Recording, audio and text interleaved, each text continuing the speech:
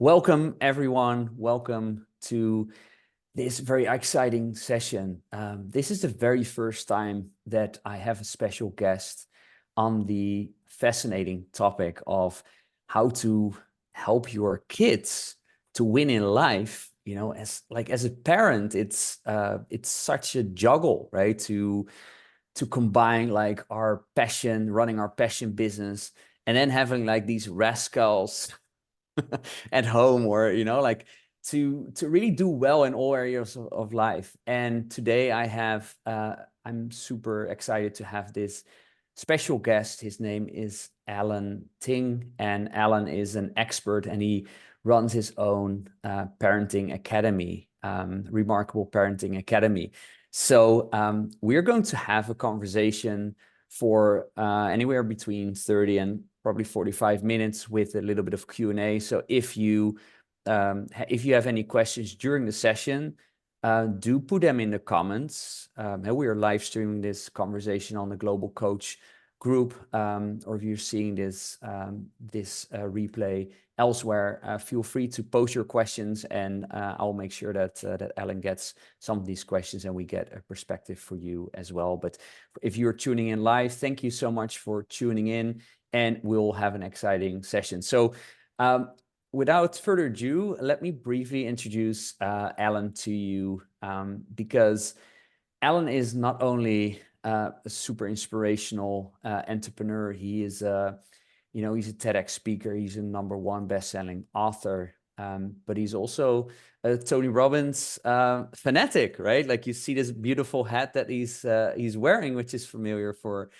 to many of us. And I was when we had a chance to connect a couple of weeks ago, I was blown away by his backstory and his drive to really impact people's life, parents' life, kids' life. And he starts very close at his own home. So let's dive straight into it. Alan, would you share a little bit about your personal story and what propelled you to start working with parents and kids?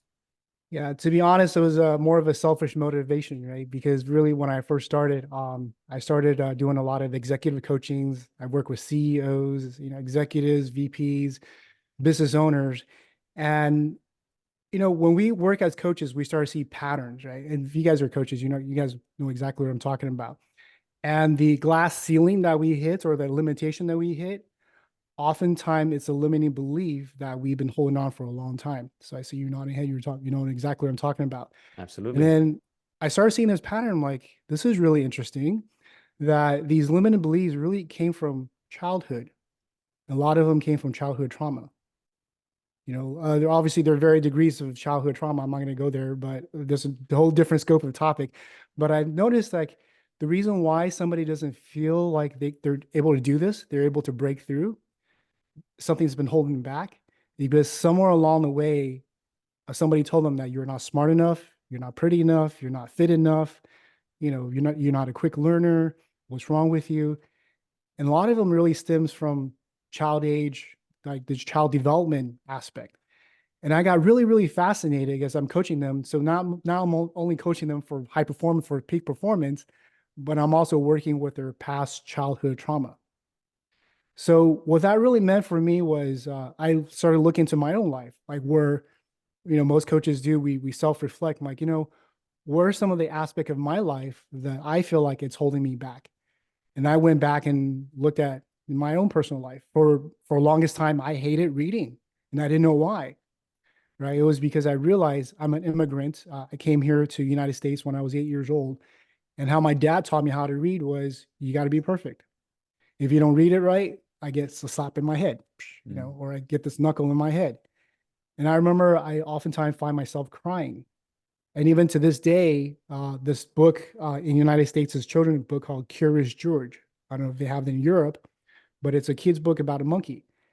I Mhm. can't touch that book. I'm associated that that book is massive pain, Yeah. right? So that inspired me to look into how to raise my own daughter differently. Because if you're in a coaching business, we all know that leaders are readers. If you just like me, we're always constantly reading. And I want to instill really good habit with my kid.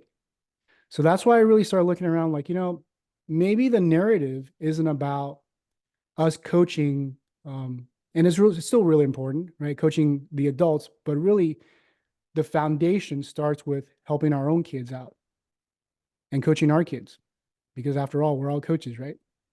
Yeah, and that's so profound. And so many of us, we spend so much time like on our own personal development and our own inner work, and then when it comes to our children, we kind of, so we don't really know how to handle them in many cases. And when is the right time to actually start, setting your kids up to win?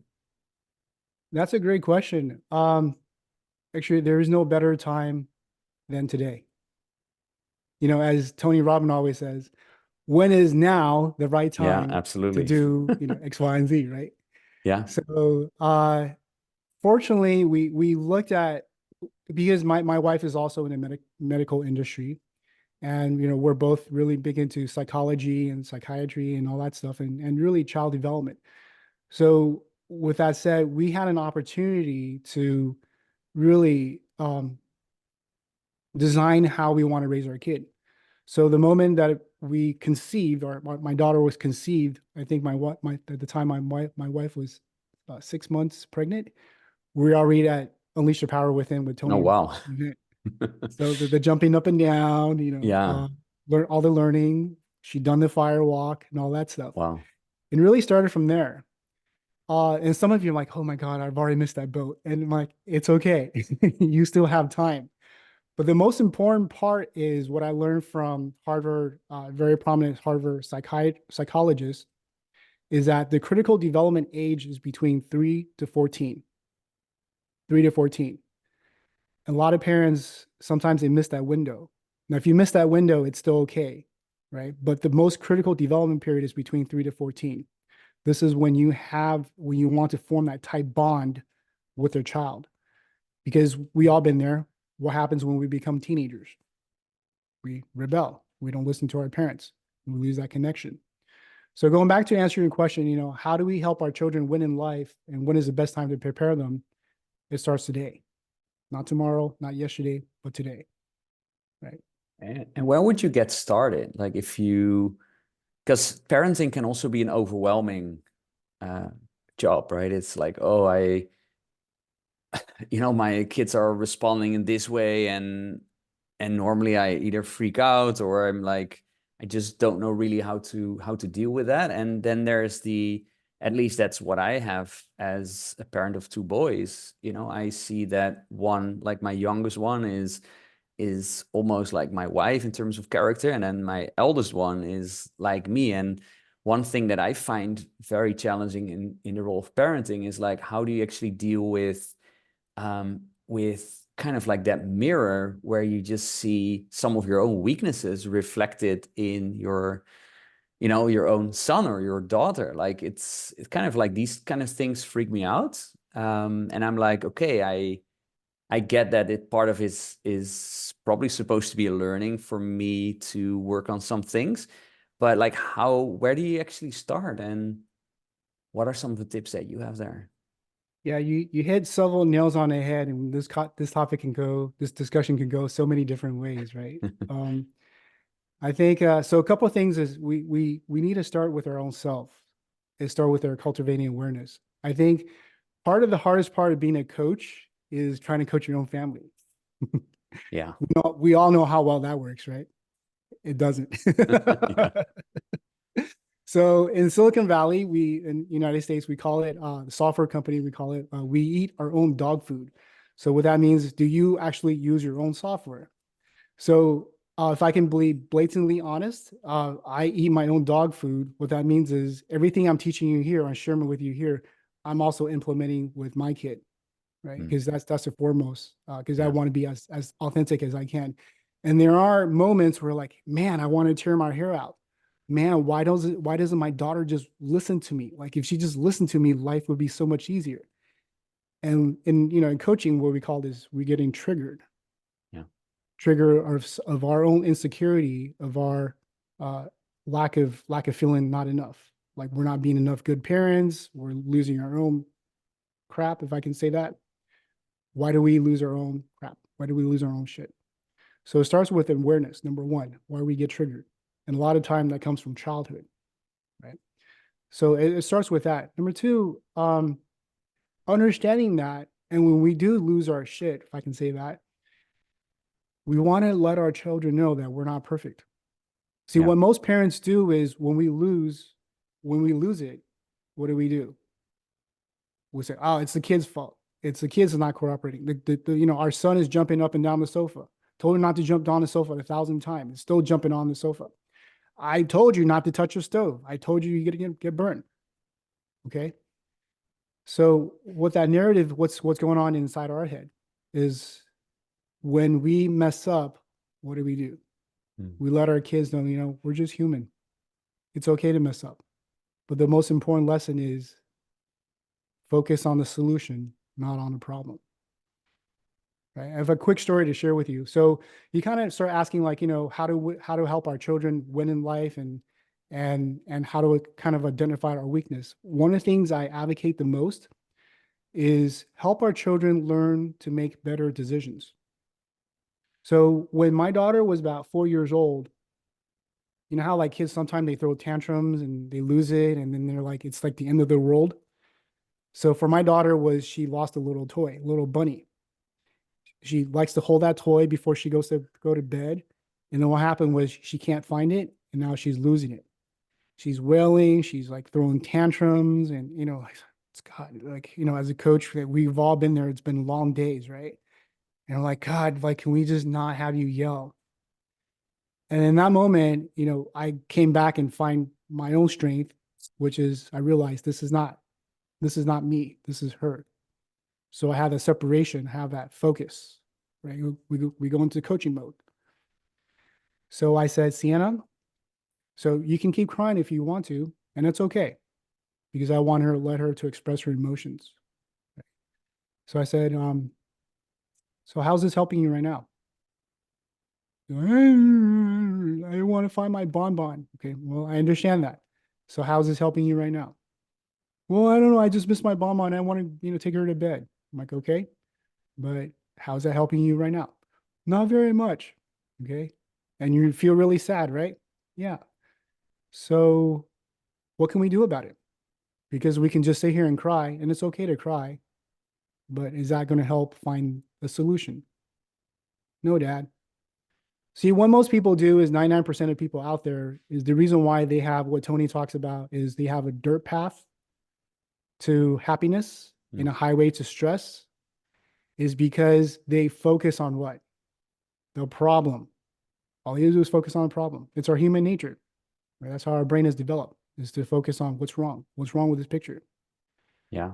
So I And tell let's her, face it, as parents, right? Like there are some there are some curveballs being thrown at us. And it's like it can be really intense and it's hard. Like it's sometimes hard to control the emotions and not to especially after a long day of work, like how to make sure that you focus on helping them to make better decisions and being patient and all of that. yeah, So how do you manage like that mindset yourself, and how do you anchor yourself? Like what are some of the strategies that you have there? 100%. So let me ask you this. And the concept is around inner locus. This is what I share with my parents, inner locus and outer locus, right? Mm. So I know those are really big words, but what that really means is outer locus is like, let me ask you this. Can you control the weather? Can you control traffic? Can you control politics? Mhm. Can you control your kids? So if you can't, or can you control your spouse? We Yeah. all try, damn it. It doesn't work. Okay, so what stress is really about is stress is trying to control something that we can't. If you really think about it, isn't that it? Stress is Yeah. trying to control something we can't. So what can we control then? We can control how we feel, how we respond, how we think. I know it sounds a lot easier than it sounds because in those moments, when we get triggered, when we're really tired, when we're really in a really bad state, fatigue, tired, and that's when our kids or our spouse test us in those moments, right? Especially when we're sick. What do you do in those moments? I'm not, I know I'm preaching to the choir here, and I know it's not easy because I've been through that. I'm still going through that, if I can be blatantly honest. But you know what? First part is to any changes starts with what? As we're coaches, any changes starts with awareness. And through Yeah. that awareness, understand we're not perfect, then we can change. So what I like to do, it's like to invite our entire audience because you want to practice how to shift your state before you get triggered, right? Because practice makes perfect. So I like to invite everybody to take a nice deep breath in, nice deep breath out, a fuller deep breath in, a fuller deep breath out, and the deepest breath you take in all day. And let it go. And in a moment, I'd like to invite you to place both hands on top of your heart and think about 3 things that you might be grateful for today. 3 things. And when you're done, give me a thumbs up. Could be 2 small things, 1 big thing, whatever that is for you. Like the air we get to breathe, the fresh food we get to have, and the family we get to love. Okay, now, if you're doing this exercise with us, notice your energy, notice your state. Do you feel like you're still like this? Or at some level, do you feel more calmer, more center, more rooted, more grounded? So, what if we showed up like this every day with our spouse, with our kids? I didn't say it was easy, but what if we did? And we practice that. And in that moment, that's exactly what happened to my daughter, right? So she's crying. She's, I'm getting triggered. I'm like tired. It's been a long day. I'm like, God, just can you just focus on the solution? So I said, well, Sienna, since we can't find it and you're crying, so let's find the solution for it. Will that be all right? Okay. So we together we picked her up, we hobble around our house. And I'm like, where did you see it last? Oh, I think it was over here. And we searched all around. And eventually, like about 5 minutes or so, she found it. So whereas before it would have taken like 45 minutes, right? Full on wailing. Now it's like 20 minutes. But here's a kicker. This is the part I want to talk about how we help our children win in life. Because when we manage our own state, we give permission to teach our kids how to manage their own state. And we provide Yeah. that agency because what? We are the heroes of our children, yes or no? We are their first Absolutely. role model, right? Absolutely. So when we're in a calm state, they're going to learn that and rub off from that, and they're going to learn how to cope. So here's what happened, which what I found really remarkable was a week later, my wife were traveling because we're going through another seminar, and she was at home and she was going to gymnastics, and guess what? We forgot to give the gymnastic address to her grandma, and she had to go drive there. So instead of getting this call, like, hey, mom, dad, I'm freaking out. I want to go to gymnastics and I don't know the address. Can you help me? You know what she did? She goes, focus on the solution, right? She goes, grandma, give me your phone. Picks up the phone, types in the address, types in the name of the gymnastics place. Grandma, here's the address. Go punch it in Google. Take me there. Wow. That's awesome. Yeah. And And that that, gives our kids the agency to be able to, you know, to be able yeah. to focus on the solution. Yeah. Powerful. So I see Patsy has joined us, Feline, Antoinette, Priya, Ank, Jude, Hoang. Great to see all you guys. Like, feel free to put your questions in the comments, and we'll go through a couple of these questions. We'll pick from a couple of your questions later on. But let's really look at, okay, you came up with with your own secret sauce, your success formula, your success factor, right? Like, tell us a little bit more about that. Like, it's, as you said, it starts with really that awareness. We just did a very powerful, and I hope you all did that exercise, because, you know, next time we are triggered, it doesn't take too much more than, you know, just like doing that exercise for you know, a couple of seconds, and then we really control how we respond to that stimuli that has just been thrown our way, right? So tell us a little bit more about your success formula, and what you have seen working with the clients that you work. Yeah, the biggest thing is when I started this process, and I was looking, you know, for me, I'm always about learning, right? So if somebody, you know, it's about modeling. If somebody had already done it, then go model it. So it's right, why reinvent the wheel?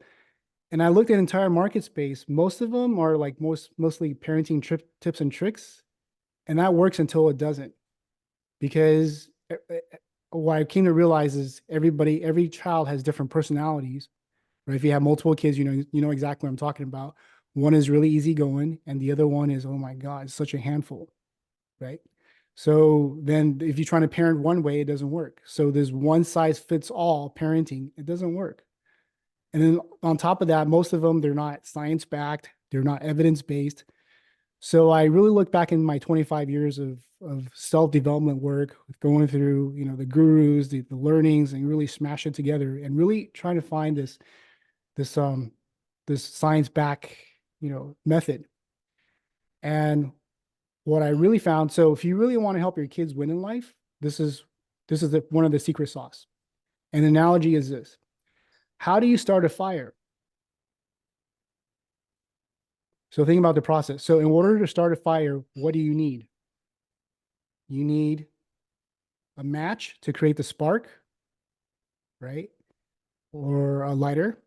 You need kindling, and you need firewood, right? So you need a combination of three. They're like, Alan, what are you talking about this? Okay, here's what most parents do. So it could be anything. I like to get my kids in reading. I like to get in playing.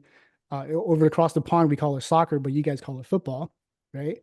I like to get my kids, you know, in whatever. So what they do, they throw them off the deep end. And an analogy with starting a fire, they give them this log because they have this big expectation. So I expect my kids to be reading at a higher level. I expect it to get it perfect. I expect it to pronounce everything correctly. And what happens when you're trying to start a fire and you put a big log on top? It smothers it. Mhm. So first step is you got to create that spark. And what is that spark? So, you know, in coaching, we all talk about the why, right? The purpose, the drive. We all talk about the grit, that you know, if we don't have the why, then that's because, you know, if your why is not big enough, then your butt is, you know, your B-U-T-T is really, really big. We all know this. We get this as adults, but we forget, a lot of times we forget the joy of learning, Absolutely. the joy of starting a business, the joy of coaching. So we miss that spark. So in order to get our kids to love anything, it starts with that spark. And that spark is having fun. So for example, again, going back to for our kid, leaders are readers. And I absolutely hated reading when I was much younger.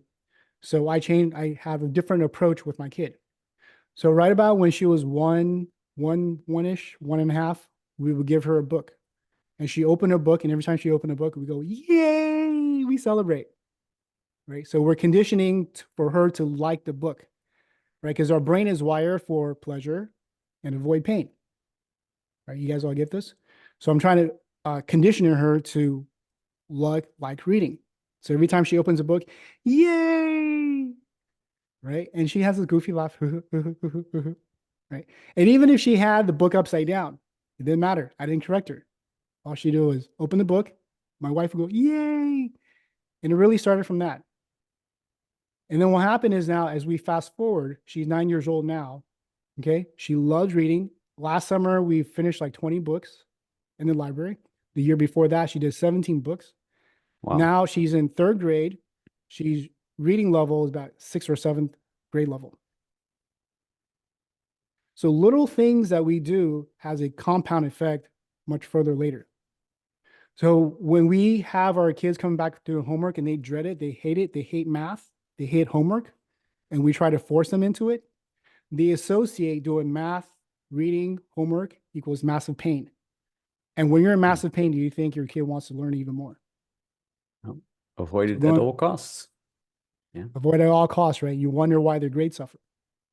So that's why going back to the analogy with the fire, you got to create that spark. You got to make homework fun, right? You got to Yeah. make so in our lives here, we're trying to make things fun, and that creates that spark. The moment you make that fun, you turn into a game, they're gonna love it. And that creates that spark. And then that you put a little bit of kindling in it means the kindling means you give them a lot of love. Sure, they're not doing it right, but give them love. Hey, keep up the hard work. Hey, keep up the good job. Hey, you know what? The fact that you just opened a book, yay! Simple wins, very small wins. So they feel confident, they feel nurtured, they want to do it more.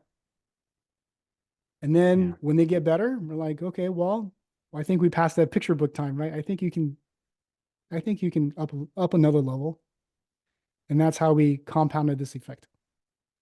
Yeah, this is so powerful, and I'm really glad that you talk about these fundamental concepts because when we talk about like high performance coaching or we're like talking about personal development, modeling, and all of that, it all almost feels like, and you've used the word science before.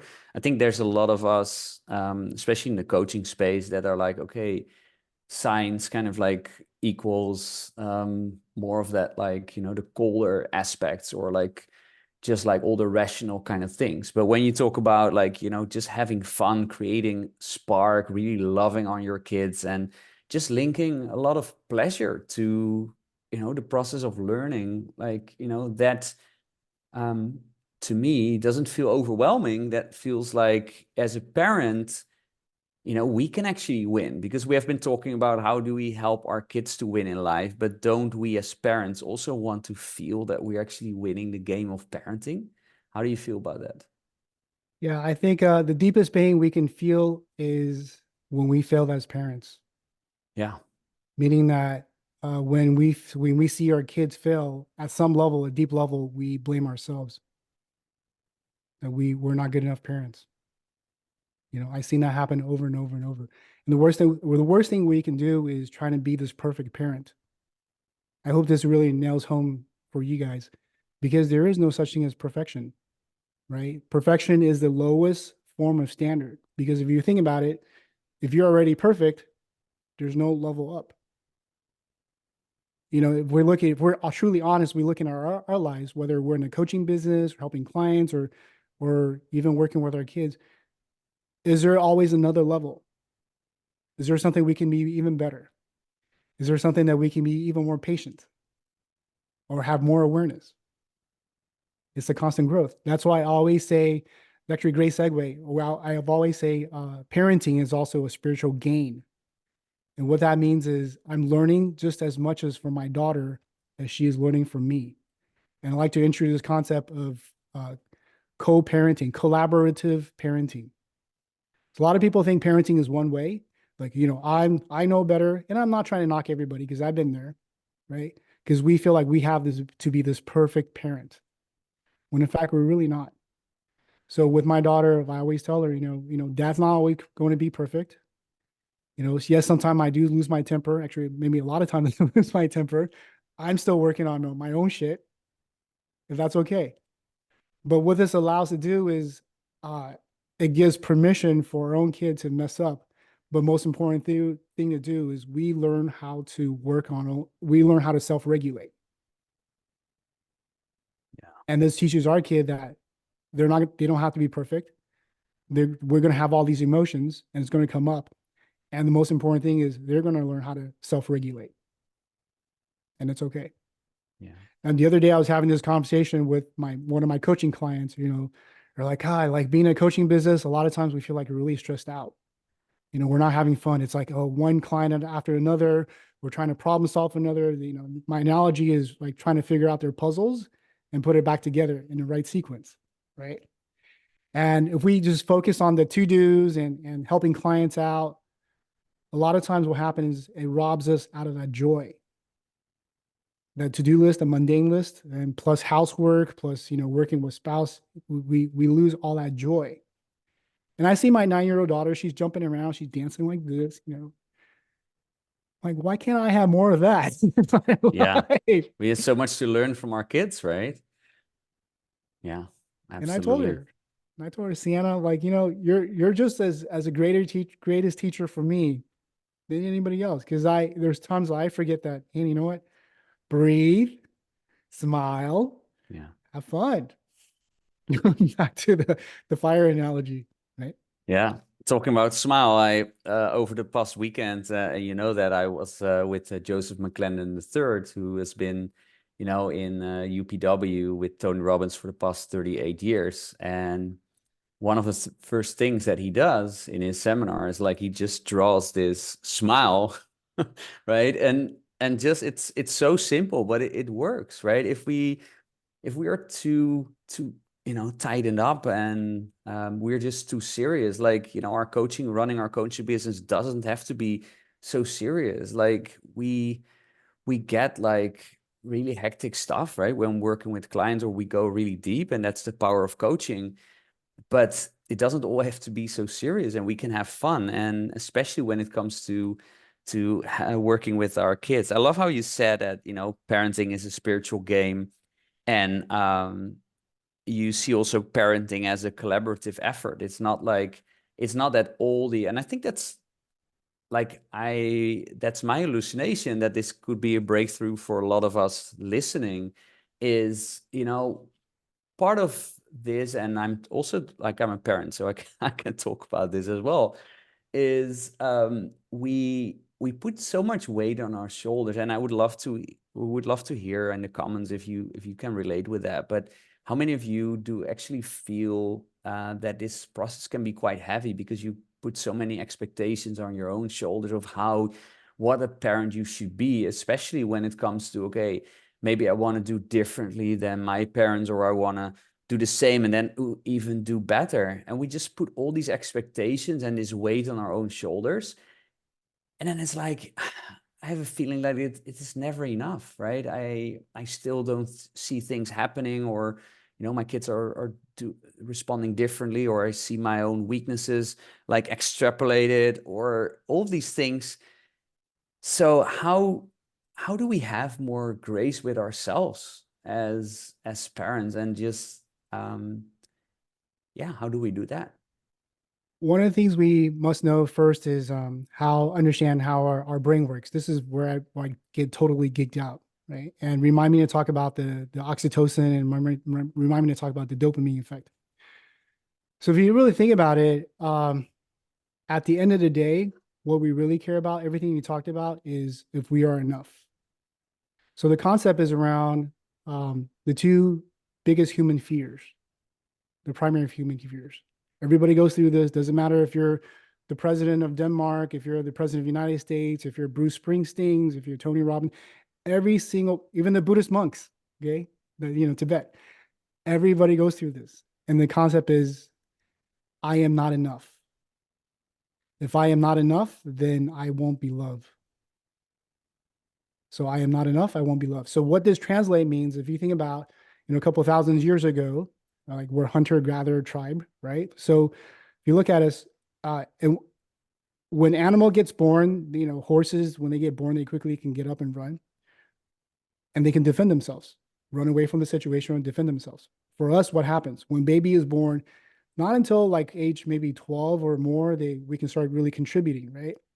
So in order for us to survive, so think about it, our brain is really about helping us to survive. Then we got to help we got to stick together. We got to work as a team. So in order to do that, we got to contribute to the team. If you're not contributing to the team, then you are not enough. So as a man, you got to go out and hunt. If you're the weakest guy in the tribe and you can't shoot an arrow, you can't go kill a deer, then what are you good to their tribe? If you can't protect the tribe, what are you good for? And that's the concept where we started, like, you are not enough because you're not providing enough to the tribes for survival. And therefore, what we really are, what we really want is we crave love. We want to feel like we belong, right? And then we don't feel enough. For women, it's the exact same thing, right? So if you don't take care of the kids, this remember back in thousands, thousands and thousands of years ago, if you don't take care of the kids, if you don't cook, you don't, clean, you don't do any of that, then therefore you're not doing your duties, whether you're a man or a woman, then you're not enough. If you're not enough, then you won't be loved by the tribe because tribe sticks together. And that's how we stay, that's how we survive. So it starts with first step is recognizing that, when we get triggered, right? When our kids is like, I think the worst nightmare is when our kid gets called into the principal's office. Like, oh man, not again. That actually happened to me. Okay. I'm like, and I'm saying like, I'm a coach. I teach parents how to coach their kids. And here's here's my kid sitting in the principal's office or vice principal's office. I'll tell you about that story in a little bit here. So I'm going through like, am I enough? Am I a good coach enough? All that stuff that comes out. Remember we talked about there's no perfect parenting. So it starts with that level of awareness that we are not enough, and we are not enough, we won't be loved.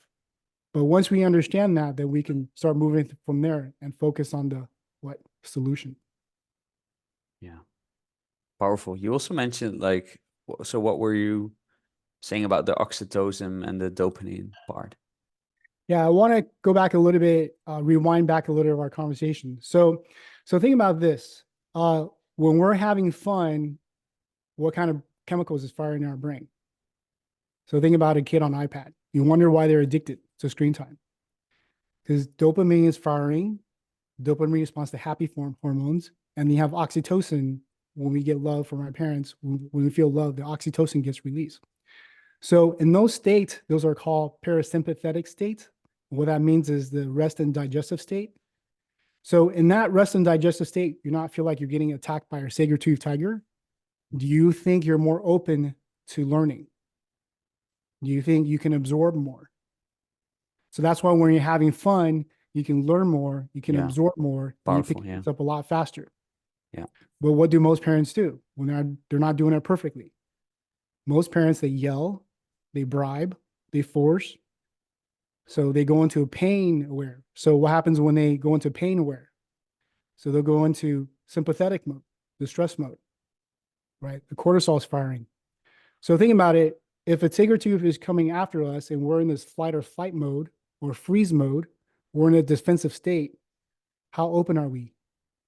We're not. We're closed down. And when we're closed down, how effective when it comes to learning? Well, we're trying to survive. We're trying to survive the saber-tooth tiger attack, the stress response. We're not going to learn. And even if we did learn, it's not long lasting. And that's why, folks who works really well under a deadline, remember back in college, like you crammed this out, you did it like, yay, I finished. But next semester comes around, you ask them about the same subject, you're like, I don't remember anything I learned. Because that person is in a flight or flight state. So if we want to teach our children how to retain that information, to really learn, get them to having fun. And the positive side effect of having fun is when they're doing that is they associate learning equals massive joy, learning equals massive love or having fun. And guess what? They're going to want to learn more. And also it fosters curiosity. Well, if I'm really good at reading, then you know what? I could be really good at math. And it rubs off, that overflows into all the other subjects that they're learning. Yeah. And they build like both confidence, but also identity, right? In the process. Just that 100%. strong. Yeah. 100%. And that's why my mentor always says success builds on top of success. Yeah. Success does not build on failure. Yeah. I've experienced that in high school. Everything that I did in high school that I achieved, right? So whether it's getting a medal, whether it's getting awards, whether it's getting recognition, everything I discounted it. So at the time I was in leadership position, right? And so we had to go make a speech in front of, so this is ninth grade. So freshman year. So I had to make a speech in order for me to get elected to part of the student leadership. Nobody knows me. So I made a speech. Some people booed and like some people says, go back home and, all these really hard stuff, harsh stuff kids would say sometimes. Guess what? I didn't get elected. But what happened was one of the other kid got booted off the student council because his grade point average was not high enough. So then I came in. It's like, Alan, you're the runner up. We like to invite you to come in and be part of the student council. So coaching for perspective, isn't that a win? But in my mind, the identity is like, oh, I didn't get picked first. Oh, other kids don't like me. Oh, therefore I am not enough. Oh, then I won't be loved. So the fact that I am in that student leadership position, I discounted myself. It's like, I didn't earn it. I didn't make it. I wasn't the first one to get picked, even though I'm already in there. And we're so hard on ourselves that we can never be happy. Yeah. I think that's a really common theme, not only in parenting, but also in entrepreneurship, right? So therefore I'm really loving this conversation because it's not only about parenting, right? It's about being and living and just overall winning in life and business, but not for the winning or the achievements, but like for ourselves to, feel good about ourselves as a parent or an entrepreneur and all of that. So absolutely loving it. We are already 43 minutes in the conversation. Let's just look at, there's a couple of questions. Betsy has a very practical one. Do you have potty training tips for little girls? Potty training for little girls. Yeah. Oh my gosh. So I want to say every kid is different. Okay. So obviously I don't know where your kid are because remember, we're going back to personalities, right? So understanding personality. Some need more hands-on, some others. And what I'm saying is that for some kids, especially my daughter, she's very, very, very headstrong. And what that means is she's got to come up with her own decision. And what that looks like when we're going through potty training was, oh my gosh, we're traveling at the time. We're in China, and she was like 2.5 years old. And for whatever reason, this is like all new like information to me, right? So she would, every time she poops, she needs to go hide somewhere. For whatever reason, she feels ashamed. And I actually come to learn later on, this is a very normal response. So we're in a hotel. She would purposely go hide behind the closet, close the door, and do her business, right? And on top of that, she has dysentery. She was sick. She had a high flu, and we're just really concerned. So what I really found out later, so everything else, the parenting it wasn't easy, but potty training for us was the hardest part. The pacifier, we got rid of it within a week. Potty training was the hardest part. She would cry bloody murder. So finally, again, I can't say for other kids, but for my kid, finally, I just took everything off, have her run around naked in the house. And then eventually she just sat on the potty. Yeah. Just like that. Simple as that. Love it. Feline is asking, how do you feel present enough as a parent, especially when you make the right and healthy choice for yourself? Do you have tips how to explain that to a toddler? Like, how do you do that? So, great question. I want to preface this by this. We have everybody, just about every parent knows this, unless you understand how neuroscience and how our brain is developed. So, did you guys know that prefrontal cortex, which is the executive decision part of our brain, it's not fully developed until we're 25 years old. So, especially for toddlers, so every different phase of your kid is going to be different. So especially when they're younger, and if I had to rewind back, there's a mistake that I made when I was a parent. It's this. I didn't learn this. I learned this way too late. It was maybe when my daughter was 3 or 4 years old. And understanding this gave me so much more patience. Because before that, I didn't. Because that was how my mom taught me. That was how I passed down the parenting to my kid. And is the understanding that when our kids are growing, their brain is not fully developed, or they're still developing. And the reason why they're having this meltdown is because their prefrontal cortex, which is the governing decision part of our brain, the emotion part, they can't control it. That's why if you look at some kids who have autism, or even later on adults who have Alzheimer's, they can't control their emotions because they're losing they lost their brain part of their brain power, or in this case for kids, they're not fully developed yet. So by understanding that, that gave me a sense of agency. And what that means is I'm able to see, I'm like, oh, my kid's brain is not fully developed yet because they're having a full-on meltdown. It's not because of me. It's not because I'm doing parenting bad. It's not being, I'm not being a strict parent. It's because they just don't know better. Yeah. So is it potentially about like just embracing or accepting that you don't need to explain that part because they cannot comprehend that, They cannot basically, comprehend. right? Yeah, powerful. The best thing we That's can awesome. do is give them love. Yeah, fun and Right. love, right? Yeah. Yeah. And there's a de-escalation process that I teach in my parenting course. And I remember one of my clients say, before I met you, Alan, my son would have this full-on meltdown when he was 3 or 4 years old and be crying for like 45 minutes, like 3 times a week. And I run a real estate business, and I run my husband's an entrepreneur, and we're about to hear her hair out. And then after she learned this de-escalation process, I'm like, wow, this is worth his weight in gold, right? So I can calm my kid down in 5 minutes. So anybody like to learn that? How to calm your kid down in like 5 minutes? That's So powerful. step one is get rooted, get grounded, get centered. Stuff I've already talked about. I taught you how to breathe, right? So breathe. So get grounded and know that this is not you. This is not shame. Don't run into that self narrative. This is shaming. Like, I'm not good enough parent. I'm not a perfect parent. My kid is yelling. He or she is losing it. It has nothing to do with you. So if it has nothing to do with you, don't take it personal. And also understand there's their brain, they can't cope, they can't understand, they can't control their emotion. Step two, when you feel like you're fully grounded, fully centered, approach your kid and just gently hold them and hold that space. And the thought process is, I know what you're going through. It must be hard. I understand. And take deep breaths with them. Because baby know that when you know how to regulate, because you're the role model, guess what? They're going to copy you.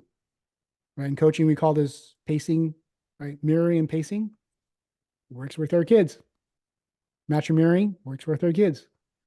So that's how you build rapport. Once you build rapport, then you go into the somatic response. You gently, and every kid's a little bit different.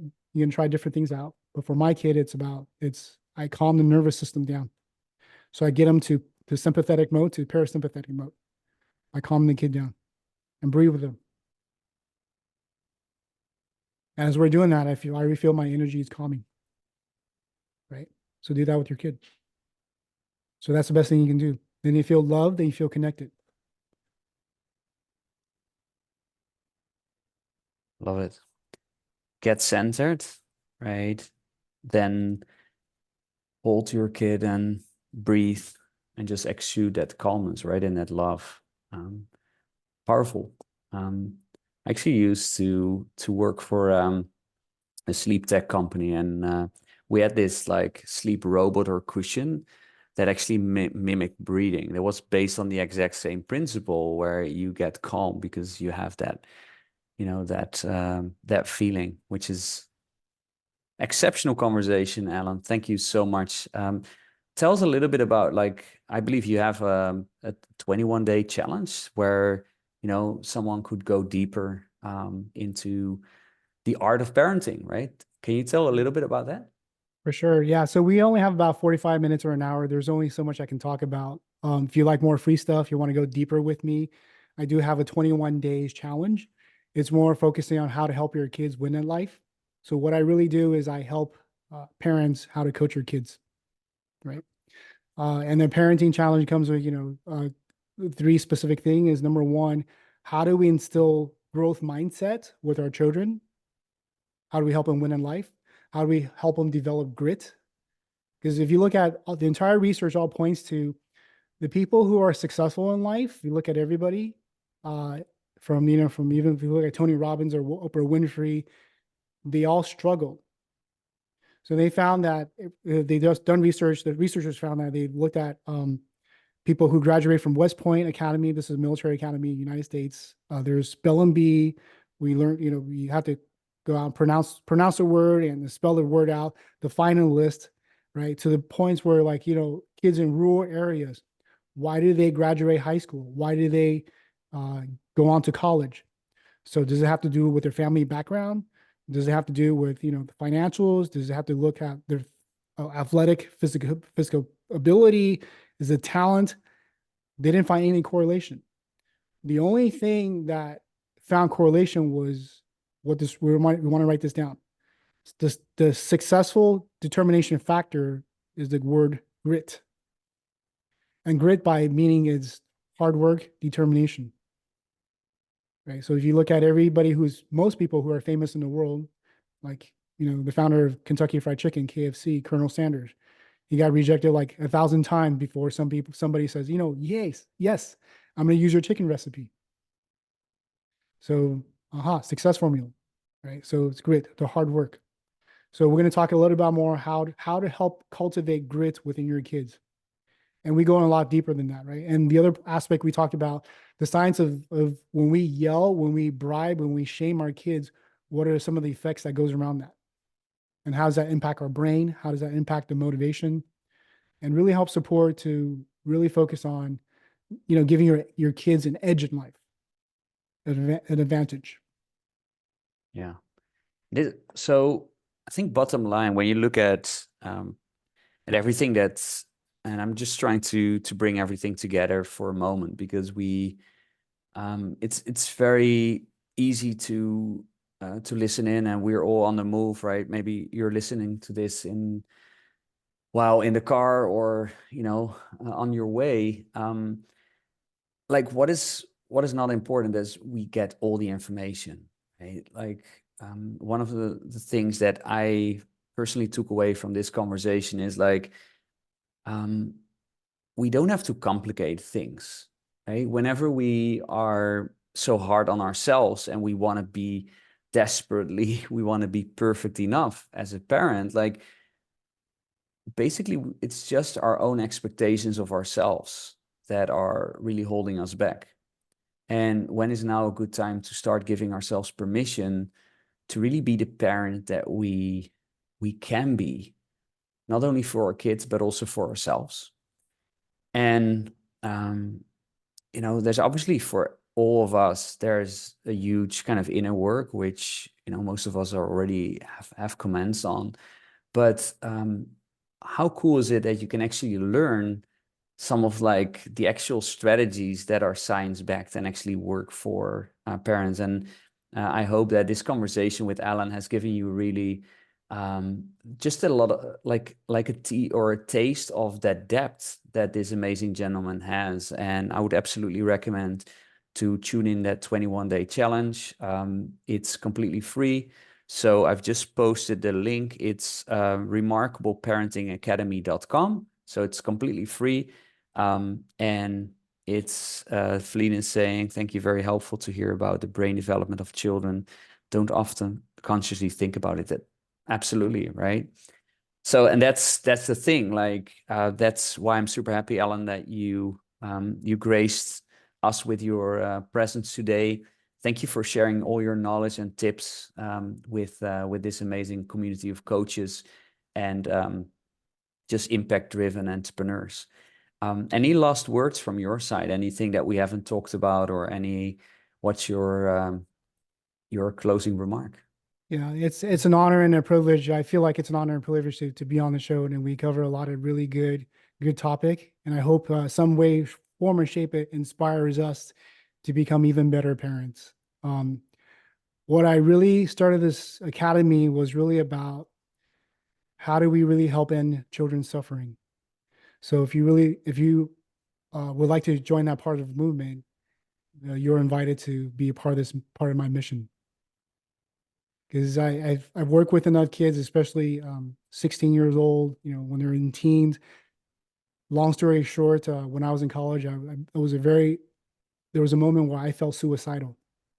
And if it wasn't for one thing, I wouldn't be here today, because my voice wasn't heard. By the time I couldn't approach my parents, it was like I can't possibly talk to them. They can't possibly understand how I feel. And honestly, I feel ashamed in talking to them. And when looking at my daughter now, like we as parents, we should be the first line of defense and the last line of defense whenever that happens. And when we yell, when we shame, when we punish, it chips away that connection that we have with them. Because by the time they're teenagers, we lose that connection. They're gone. They're not going to talk. They don't want to talk to you because they don't trust you. Because every time they come and talk to you, I'm like, Dad, I have this problem. What are you going to say? Are you an idiot? Why did you make that dumb decision? And they don't want pain. They don't want to have that connection. And that loses that connection when they need us most. And that's how they join gangs. And that's how they join bad peer groups. So I'm here to help enlighten or bring awareness to this very heavy topic. And most importantly, you know, Yeah. And you do it with fun and love, plus science-backed methods. So thank you so much, Alan. Alan Ting, ladies and gentlemen. Check him out on social media and also join his 21-day challenge. It's amazing stuff. Congratulations with your amazing academy. You're making a massive difference in the world. And yeah, thank you for being here. Bye, everyone. Thank you so much for tuning in today. We will do these amazing sessions more often if you let us know what you thought about it. So do comment in this post, like what was your biggest takeaway from today? And you know, as coaches, we always want to know what is your next step, right? Like what is, you just consumed an hour of information, right? Like what is the one thing that you're taking away with it and you are going to implement ideally, right? If it's for me, just the simple practice of just like centering, right? Being grateful, especially at a moment where you just feel that there's a lot going on, or you have all this tension from the business or other areas in life. And then just like transition, as Brendon Burchard talks about it, right? Like we have different roles and we have different different things to attend to. But if we don't transition, and in this case, like being present, you know, the next task will suffer, and we don't want our kids to, you know, to bear the brunt of our bad mood. Thank you, Alan. Appreciate you so much. Bye, everyone.